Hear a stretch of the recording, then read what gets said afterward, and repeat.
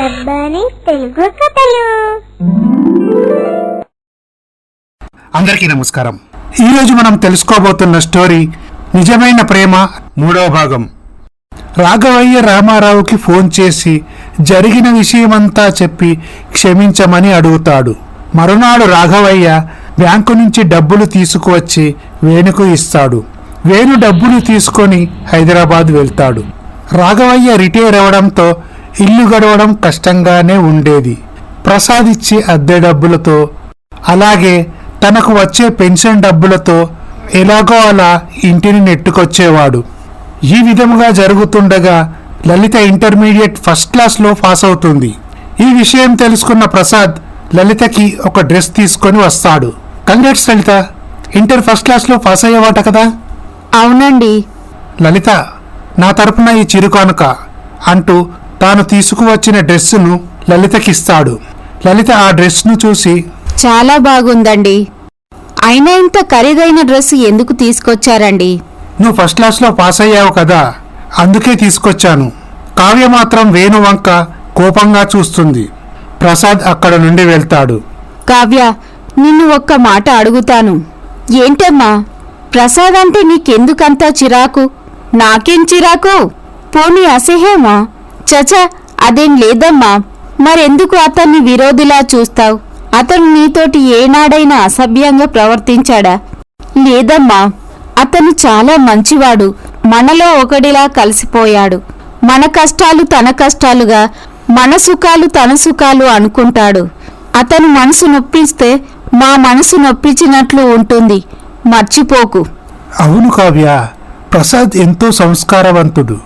అతని ప్రవర్తన, మాట తీరు ఎంతో ఉన్నతంగా ఉంటాయి. అతన్ని ఎందుకలా అపార్థం చేసుకుంటావో నాకు అర్థం కావట్లేదు.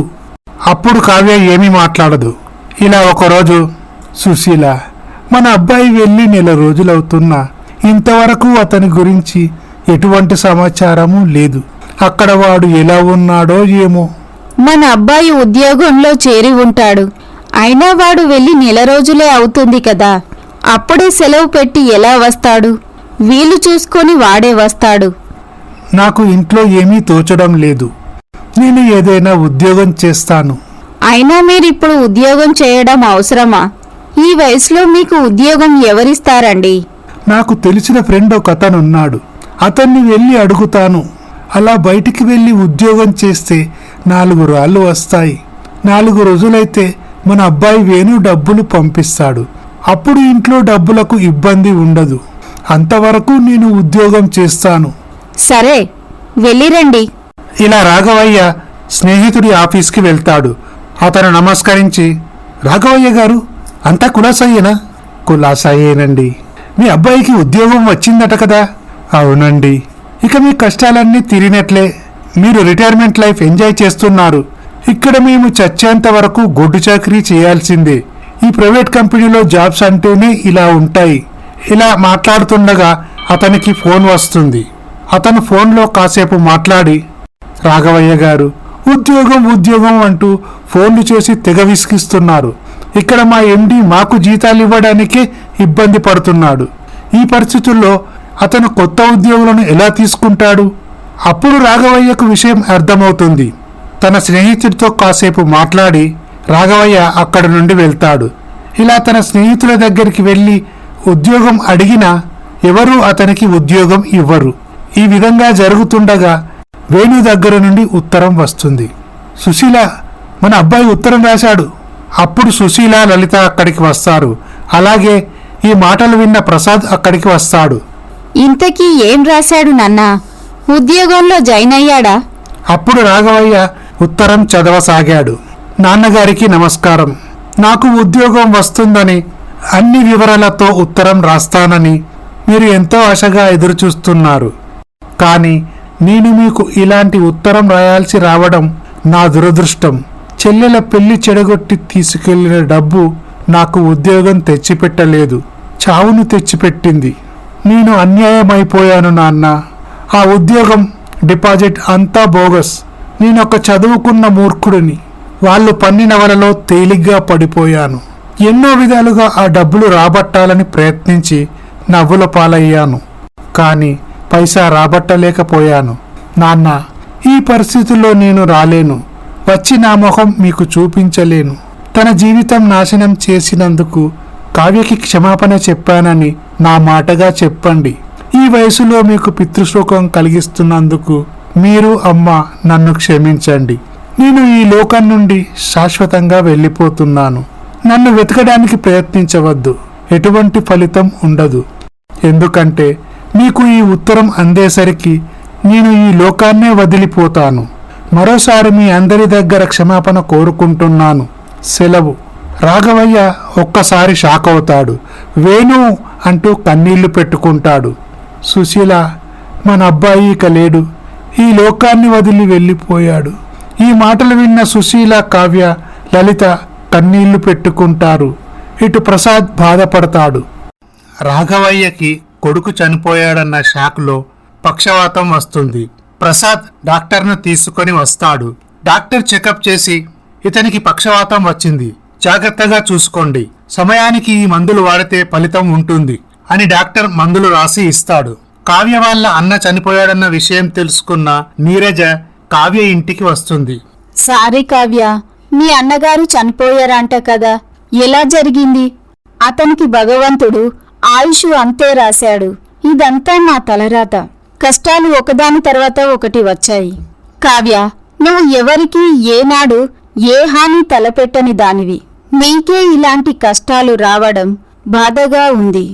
ఎన్నో రోజుల నుంచి నీ దగ్గరికి వచ్చి క్షమాపణ కోరుదాం అనుకున్నాను.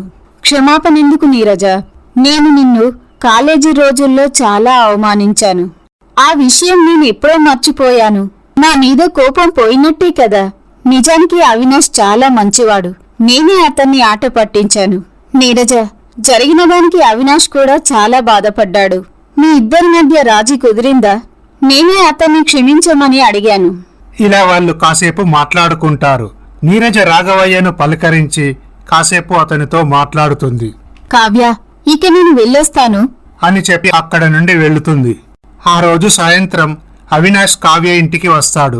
కావ్య, మీ అన్నయ్య గురించి తెలిసి నేను చాలా బాధపడ్డాను అని అవినాష్ కావ్యతో కాసేపు మాట్లాడి రాఘవయ్యను పలకరించి, కావ్య, నీకు ఎటువంటి సహాయం కావాలన్నా నీ మేలు కోరే స్నేహితుడు ఉన్నాడని మర్చిపోకు.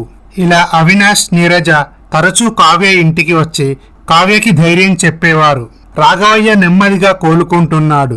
ప్రసాద్ డాక్టర్ని తీసుకురావడం, రాఘవయ్యకు చెకప్ చేయించడం, అతనికి మందులు తీసుకురావడం చేసేవాడు.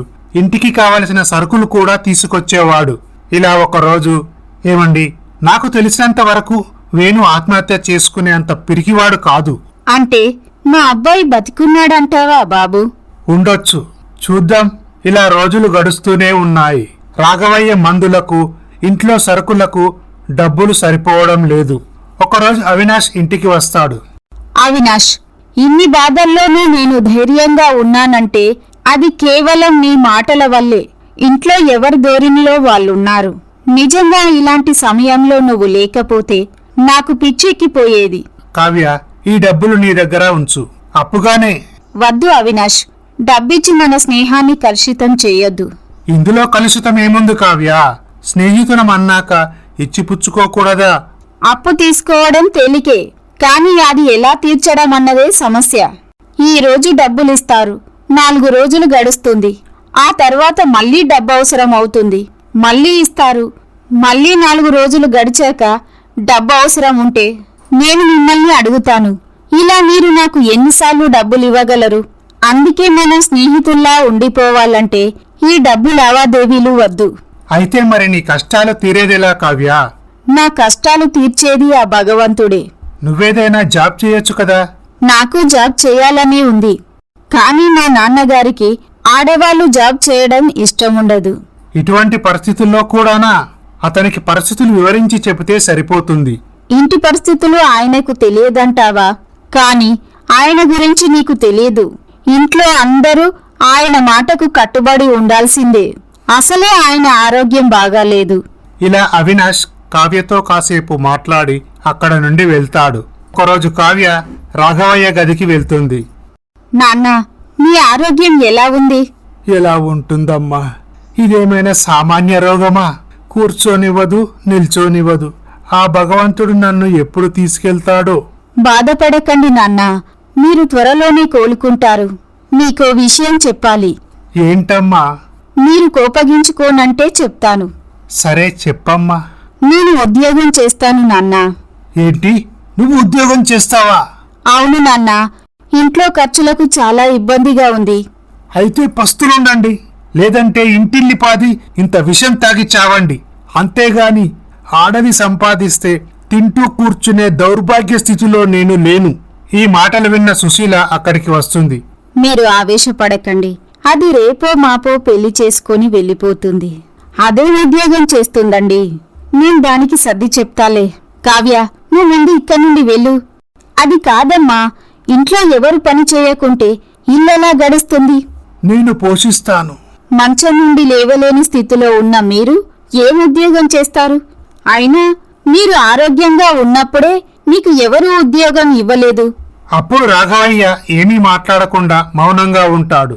చూడమ్మా కావ్య, ఈ విషయం వదిలే. అని సుశీల తన కూతుర్ని తీసుకొని అక్కడ నుండి వెళ్తుంది. కావ్య గదిలో నుంచి బయటికి రాకుండా ఒంటరిగా ఆలోచిస్తూ ఉంటుంది. ఇటు రాఘవయ్య తన ఇంటి పరిస్థితి గురించి ఆలోచించి ఒక నిర్ణయం తీసుకుంటాడు.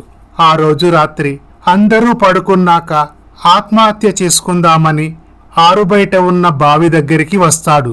ఇక ఆ తర్వాత ఏం జరుగుతుందో తర్వాయి భాగంలో చూద్దాం.